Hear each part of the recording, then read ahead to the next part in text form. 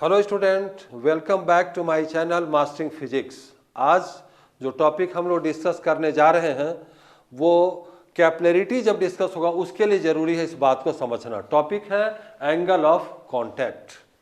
इसको समझेंगे बढ़िया तरीके से, ठीक है, और तब ये जो पोर्शन है काफ़ी आसान सा आपको लगेगा जब इसके न्यूमेरिकल को सॉल्व करेंगे। एंगल ऑफ कांटेक्ट है क्या?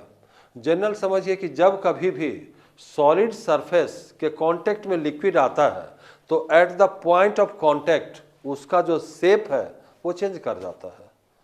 तो ये जो चेंज करता है शेप, उसी का हम लोग स्टडी करने वाले हैं, ठीक है। और यहाँ पर बोर्ड पर आप देख रहे होंगे हमने 3 सेट लिया हुआ है जिसमें शेप आप देख रहे हैं। यहाँ पर शेप चेंज कर गया, at the point of contact change किया हुआ है, यहाँ भी एक दूसरे तरह का शेप फॉर्म कर रहा है और यहाँ पर सीधा प्लेन रहा। तीनों को बारी बारी से समझेंगे और फिर एंगल ऑफ कांटेक्ट को हम लोग किस तरह से निकालेंगे इसको देखेंगे। तो सबसे पहले तो ये समझना होगा कि एंगल ऑफ कांटेक्ट हम लोग मेजर कैसे करेंगे, ठीक है। चलिए शुरू करते हैं।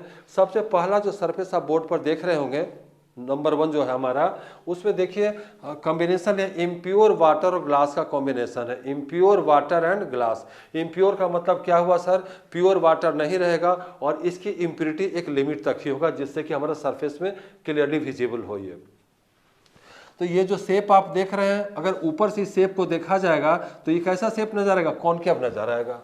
ये कॉनकेव इम्प्योर वाटर और ग्लास में फॉर्मेशन होता है। यहाँ पर लेने दूसरा भी शेप बनता है, वो HG ग्लास रहेगा। जब मरकरी और ग्लास रहेगा, अंदर में मरकरी भरा हुआ है और एक ग्लास ट्यूब जब उसमें हम लोग इंसर्ट करेंगे तब जो शेप बनता होता है वो कुछ इस तरह का शेप है, जिसको अगर बाहर से देखेंगे तो हमको कन्वेक्स शेप नजर आएगा, ठीक है। और यहाँ की बात करें तो यहाँ तो सीधा सीधा सर प्लेन नजर आ रहा है, ठीक है। ये तो क्या है कि जब ये एप्लीकेशन है मतलब हमको इस तरह का शेप दिखेगा। अब आइए हम लोग आगे चलते हैं और बारी बारी से समझते हैं कि एंगल ऑफ कांटेक्ट पहले बनेगा कैसे, किसको हम लोग कहेंगे ये एंगल ऑफ कांटेक्ट है। इसके लिए हम लोग को 2 टेंजेंट ड्रॉ करना है। एक टेंजेंट टू सॉलिड सरफेस, क्या बोले? एक टेंजेंट टू सॉलिड सरफेस और दूसरा टेंजेंट टू लिक्विड सरफेस। 2 ही तो सरफेस है, एक सॉलिड पे ड्रॉ करना है और एक हमको लिक्विड पे ड्रॉ करना है। तो पहले इस केस में देखते हैं कि हम लोग कैसे ड्रॉ करेंगे। पहला क्या बोला आपको? Tangent to solid surface. Solid surface पे जो टेंजेंट ड्रॉ करेंगे यहाँ पर ये इस तरह से टुवार्ड्स लिक्विड, तो एक टेंजेंट हमारा ड्रॉ इधर ये रहा, टेंजेंट ड्रॉ कर लिए, ठीक है। दूसरा tangent to liquid surface away from solid. जब लिक्विड पर ड्रॉ करेंगे ये इस तरह से तो इस सॉलिड से दूर हटेगा, मतलब इस तरह का कुछ बनेगा, यहां पर बना, ठीक है। ये हुआ आपका राइट। तो ये जो एंगल बना है यहां पर, ये जो एंगल बना थीटा, इसी को एंगल ऑफ कांटेक्ट कहते हैं। यहाँ पर क्लियर हो रहा है बात किस तरह से बनाते हैं। सेम चीज जरा इसमें देखेंगे कि कैसे बनाएंगे। अभी मैंने कहा कि सॉलिड में जो बनेगा सॉलिड सरफेस के लिए टेंजेंट वो तो इस तरफ कर लेते हैं इसका, तो ये काफी आसान सा होगा। यहाँ पर बनाइए तो सॉलिड का हो गया सर, ये तो समझ में आ गया। जैसे आपने पहले बनाया सॉलिड सरफेस पे कॉन्टेक्ट हम लोग ने ड्रॉ किया है, टेंजेंट ड्रॉ किया है, contact at the point of contact, और किधर ले? Towards liquid, right. क्योंकि टेंजेंट तो इधर से आएगा, ये सारे लाइन जो ये जो मैं ड्रॉ करूंगा वो टेंजेंट ही है। तो ये टेंजेंट इधर का नहीं लेना है, टुवार्ड्स लिक्विड में जो जा रहा है वो इसको कंसीडर करना है, ये पोर्शन को हमको छोड़ देना है। चलिए यहाँ पर पहुंचते हैं। इस केस में जब यहाँ पर आते हैं तो फिर ये सॉलिड तो आपने ड्रॉ कर लिया कि ठीक है सर, सॉलिड जो आपने समझाया टुवार्ड्स, हम लोग लिक्विड ले लिए। अब जरा लिक्विड का बताइए। मैंने लिक्विड का क्या कहा था? लिक्विड का जो टेंजेंट ड्रॉ होगा वो अवे फ्रॉम सॉलिड होगा। तो अवे फ्रॉम सॉलिड होगा तो आप देख रहे हैं अवे फ्रॉम सॉलिड कैसा लेंगे? ये जाएगा इस तरह से। अब कैसा एंगल बन रहा है? ये वाला एंगल बन रहा है थीटा, ठीक है। ये ऑब्ट्यूज है, देख रहे हैं बड़ा सा एंगल बना, इसमें हमारा थीटा एक्यूट एंगल का फॉर्मेशन हो रहा है। बाद में बताऊंगा कि किस केस में एक्यूट एंगल बनेगा और इसका क्या मीनिंग बनता है। चलते तीसरे, प्योर वाटर और ग्लास। प्योर वाटर और ग्लास का कांटेक्ट हो रहा है। इसमें कैसा होगा सर? आप देखिए सॉलिड का कांटेक्ट कैसा बनेगा। तो सॉलिड के लिए सर अभी तो आप बताए हैं कि ये सीधा इस तरह से ड्रॉ करेंगे, अच्छी बात है, इसे ड्रॉ कर लिया। और ये सरफेस है लिक्विड और अवे फ्रॉम सॉलिड, मतलब सर कुछ ऐसा बनेगा। और क्या? इधर बना लेंगे टेंजेंट। अब दोनों के बीच का एंगल देखिए, 90 डिग्री एंगल यहाँ पर फॉर्म करता है। सर इतना बात तो पता चल गया हम लोगों को कि 3 तरह का हम लोग को एंगल देखने को मिलेगा। और हम लोग यह भी समझ गए कि आखिर एंगल ऑफ कांटेक्ट हम लोग कहेंगे कि इसको ड्रॉ कैसे करेंगे और इसको कैसे पहचानेंगे कि इसको हम लोग एंगल ऑफ कांटेक्ट कहेंगे। तो जनरली इसमें कंफ्यूजन रहता है। मैं समझता हूं कि अब इसको देखने के बाद आपका कहीं कंफ्यूजन नहीं रहेगा, राइट। जरा इस केस को थोड़ा सा इलॉबरेट करते हैं। ठीक है, ये जो बन रहा है, अगर इसका शेप की बात करें, ठीक है, ये जो शेप, जो डिफरेंट जो कर्व देख रहे हैं ना, इसको मेनिस्कस कहते हैं। कहाँ पर सर ये पूरा मेनिस्कस है क्या? नहीं, ये जो चेंज हुआ है, ठीक है, यहाँ पर जो चेंज किया है, यहाँ पर जो चेंज किया है ये, ठीक है, इसको मेनिस्कस बोलेंगे। और सरफेस पे कहिएगा सर इसमें भी मेनिस्कस हुआ क्या? इसको भी कह सकते हैं मेनिस्कस, क्योंकि मेनिस्कस में ये शेप प्लेन सरफेस बोलेंगे, राइट। चलिए, कर्व तो नहीं है, क्योंकि हम लोग को मेनली क्या करना है, कर्व सरफेस को लेंगे। तो कर्व सरफेस जो फॉर्म किया इसी को कहते हैं मेनिस्कस।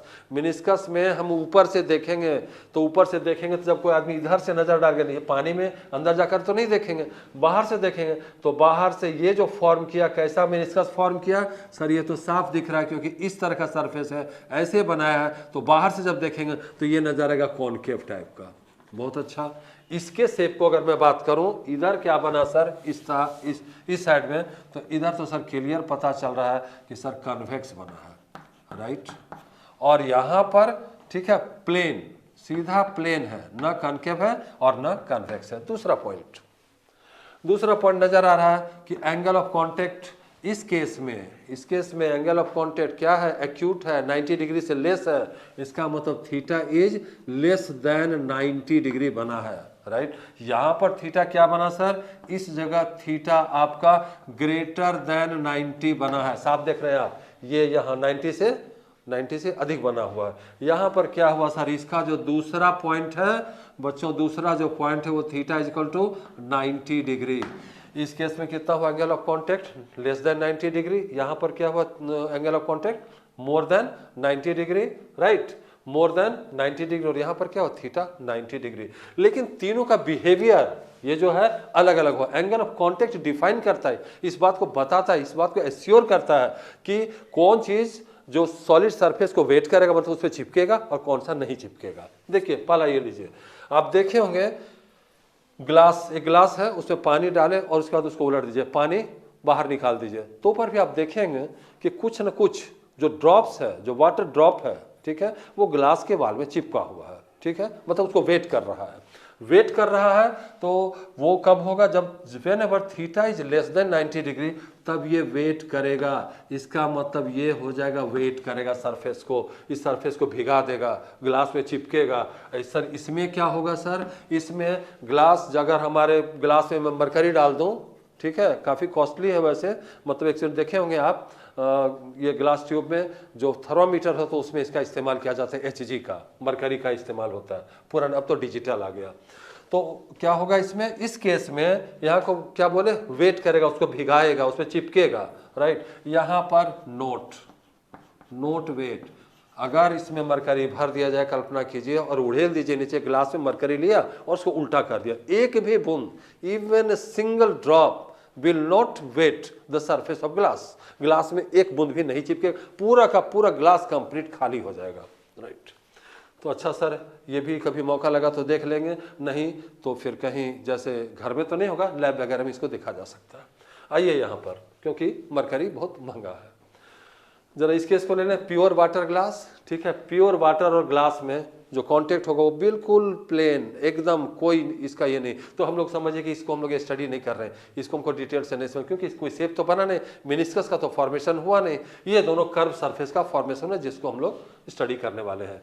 तो अगर ये बोले 4th नंबर, तो सर ये बताइए कि ये जो है इसमें टच करेगा कि नहीं करेगा। प्रश्न उठता है, यहाँ पर क्या हुआ?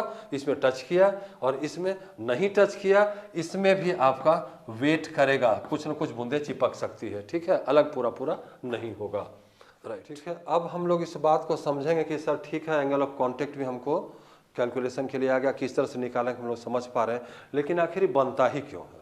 तो इसको समझने के लिए हम लोग को दो तरह का फोर्स को हम लोग समझना होगा। एक कहते हैं कोहेसिव फोर्स, इस घटना को, ये जो फेनोमेनन है उसको कोहिजन कहते हैं, और एक दूसरा जो आपका है उसको कहते हैं एडहेसिव फोर्स। एडहेसिव फोर्स भी एक फेनोमेनन है, ठीक है। कोहेसिव फोर्स का मतलब होता है सेम काइंड ऑफ मटेरियल के बीच में जो अट्रैक्शन होगा, जैसे लिक्विड और लिक्विड, वाटर और वाटर के बीच में जो अट्रैक्शन है उसको हम लोग कोहेसिव फोर्स कहेंगे। एडिसिव किसको कहेंगे? डिसिमिलर टाइप ऑफ मॉलिक्यूल्स होंगे, जैसे ग्लास है और मरकरी है तो दोनों अलग अलग है, तो इनके बीच में जो अट्रैक्शन होगा उसको हम लोग कहेंगे एडिसिव। बात समझ गए? ये क्या होगा? Same kind of material, same kind of matter भी कह सकते हैं। सेम काइंड ऑफ मैटर के बीच में जो अट्रैक्शन होगा उसको हम लोग क्या कहेंगे, कोहेसिव। और एडिसिव फोर्स किसको कहेंगे, जब डिसिमिलर टाइप का रहेगा, ठीक है, अनलाइक टाइप या डिसिमिलर टाइप, मतलब ऑफ मैटर एक तरह का नहीं होगा। जरा यहाँ पर अब इसी बेस पर हम लोग समझ सकते हैं ये घटना घटी कैसे। देखिए है क्या, यहाँ पर दो चीज पाई जा रही है। एक जो अट्रैक्शन होगा वो वाटर के बीच में होगा, कोहेसिव फोर्स, ठीक है, वाटर और वाटर के बीच। ये अगर वाटर का ड्रॉपलेट हम लोग ले लें और वाटर का बात करें तो एक वाटर और वाटर के बीच में जो हमारा फोर्स लगेगा, इंटरमोलिकुलर फोर्स, उसको हम लोग क्या कहेंगे, कोहेसिव फोर्स। दूसरा जो होगा वो होगा वाटर, और एक तरफ वाटर है और एक तरफ ग्लास है जहां पे ये कांटेक्ट है, ठीक। इसमें वाटर और वाटर के बीच में जो फोर्स है वो वीक फोर्स है, मतलब force between water and water जो लग रहा है इस जगह, ये इससे मजबूत है। कौन सा फोर्स, आपका वाटर और ग्लास के बीच में, मतलब force between water and glass. तब ये क्या हुआ है यहाँ पर जरा देखेंगे। देखिए ग्लास का जो मॉलिक्यूल्स है वो वाटर को अट्रैक्ट किया एक्स्ट्रा, ये वाटर अपने साथ नहीं रख पाया, वाटर कमजोर पड़ा, तब तो ये उसको खींच लिया ऊपर। तो जब ये खींच लिया तो वाटर ग्लास के बीच में जो एडिसिव फोर्स है that is more powerful than the cohesive force, इसलिए ऊपर चला गया। ये आप समझ गए आप बात यहाँ पर कि कॉन्केव क्यों हुआ, ठीक है, ये क्लियर है। क्या हुआ, फोर्स ऑफ वाटर मतलब कोहेसिव फोर्स इज वीकर, ये क्या है, ये कमजोर है कोहेसिव फोर्स, और उससे ज्यादा है एडिसिव फोर्स, इसीलिए उसको ऊपर खींच लिया। जरा इसके पास पहुंचते हैं। सर इस केस में क्या हुआ, यहाँ पर आप देख पा रहे हैं कि ये जो मॉलिक्यूल्स है, ठीक है, यहाँ पर भी तो वाटर का ये Hg का मॉलिक्यूल्स रहा होगा, तो ये क्या किया, अपने मॉलिक्यूल्स को मतलब जो एडिसिव फोर्स है that is more powerful than the cohesive force. इस जगह केस में क्या हो गया हमारा, अगर फोर्स में ऐसे लिखूं, force between glass and Hg, ठीक है, Hg, right, Hg glass and Hg is more, ये लेस है, और ये इससे अधिक है हमारा कौन सा, force between Hg and Hg more powerful. इसीलिए मॉलिक्यूल को समेट करके रखा और ये वीक हुआ, अंदर खींच लिया, ये सरफेस उसको नहीं खींच पाया। तीसरे नंबर में आते हैं, दोनों फोर्स का जो पावर है, फोर्स बिटवीन प्योर वाटर, ये प्योर वाटर का जो है, अब between pure water to water क्या हो जाएगा, वाटर टू वाटर जो मॉलिक्यूल्स लग रहा है वो बताया आपको कोहेसिव फोर्स है। तो कोहेसिव फोर्स यहाँ पर दोनों इक्वल है, इस तरफ एडिसिव फोर्स, किसके बीच में, force between glass and water, दोनों इक्वल है। यही कारण होता है इसके इस तरह के फॉर्मेशन का, ठीक है, समझ गए, क्लियर। अब हम लोग एक और इसके जो एस्पेक्ट्स हैं उसके ऊपर फोकस कर रहे हैं। लिक्विड की एक प्रॉपर्टी होती है, liquid surface always perpendicular to net force. इसमें दो तरह के फोर्स लग रहे हैं, तो उसका जो नेट फोर्स होगा और जो सरफेस होगा वो दोनों एक दूसरे के परपेंडिकुलर होता है, ये दिखना चाहिए। इस कॉन्सेप्ट पर भी बेस्ड थोड़ा सा कठिन है, लेकिन मैं समझता हूँ कि इसको देखने पे जैसे मैं समझा रहा हूँ it would be quite clear to you. देखिए पहला काम क्या करना पड़ेगा इसके लिए, समझ, draw the line of action of force, cohesive force और एडिसिव फोर्स कैसे लग रहा है उसके लाइन को ड्रॉ करना है। चलिए शुरू करते हैं, लाइन को ड्रॉ करते हैं। यहाँ पर जो आप देख रहे हैं जो कांटेक्ट हुआ है और बगल का जो लिक्विड सरफेस, उसके फोर्स के डायरेक्शन ये होंगे, इस तरह से इसको अपनी तरफ खींचेगा, राइट, ठीक है सर। और यहाँ पर जो एक लिक्विड का ड्रॉप का कल्पना कीजिए कि ये जो ड्रॉप है तो इसको ये सरफेस कैसे खींचेगा, इस तरह से अपने तरफ खींचेगा, इसको अभी हटा दे रहे हैं, ये खींचेगा, ठीक। तो ये दो अगर फोर्सेस लग रहे हैं, ये कौन सा फोर्स है सर, इधर ये आपका लिक्विड एंड सॉलिड मतलब एडिसिव फोर्स इधर गया, और वाटर मॉलिक्यूल का फोर्स इस साइड लगा। दो फोर्सेस लग रहे हैं, जैसा कि बताया मैंने, draw the line of action of force. दोनों फोर्सेस के लाइन ऑफ एक्शन को पहले आप ड्रॉ कीजिए, राइट। इसके बाद आपको जानकारी है कि इन दोनों का परपेंडिकुलर पास तो इधर से ही करेगा, लेकिन सर ये बताइए कि अगर एक फोर्सेस ऐसे है और एक फोर्स इस तरफ है तो ये इसके जो रिजल्टेंट होगा, जो नेट फोर्स होगा, उसका डायरेक्शन किधर होगा, क्या इधर शिफ्ट करेगा या उधर शिफ्ट करेगा। भाई जो ज्यादा पावरफुल होगा वो अपने तरफ शिफ्ट कर लेगा। तो ये इस केस में क्या हो रहा है आपका ये शिफ्ट करेगा, ये कौन सा है आपका force, adhesive force. Adhesive force is more powerful, that is why इस साइड आपका रिजल्टेंट शिफ्ट किया, राइट। और जब रिजल्टेंट इस तरफ शिफ्ट किया तो अगर परपेंडिकुलर सरफेस पे ड्रॉ करने का प्रयास करेंगे तो ये सरफेस हमारा इस तरह का परपेंडिकुलर बनेगा। मॉलिक्यूल्स के बीच में जो अट्रैक्शन है वो अधिक है, तो नेट फोर्स इस बार शिफ्ट किया। नेट फोर्स कहाँ था, नेट फोर्स इधर था, और इसमें क्या है, नेट फोर्स इस साइड किया। तो ऐसे केस में हमारा जो फॉर्मेशन होगा वो कुछ इस तरह का होगा, ठीक है। तो ये कैसा लग रहा है ऊपर से, ये कॉन्वेक्स शेप बनेगा। तो इससे ये पता चलता है कि हमारा जो कॉनकेव या कॉन्वेक्स शेप बना उसके पीछे सरफेस का जो एक प्रॉपर्टी भी काम करता है, जिसको कहते हैं कि liquid surface always perpendicular to net force, ये होना चाहिए। तो इस बेस पर भी हम लोग कॉन्वेक्स और कॉनकेव सरफेस को समझ सकते हैं, राइट।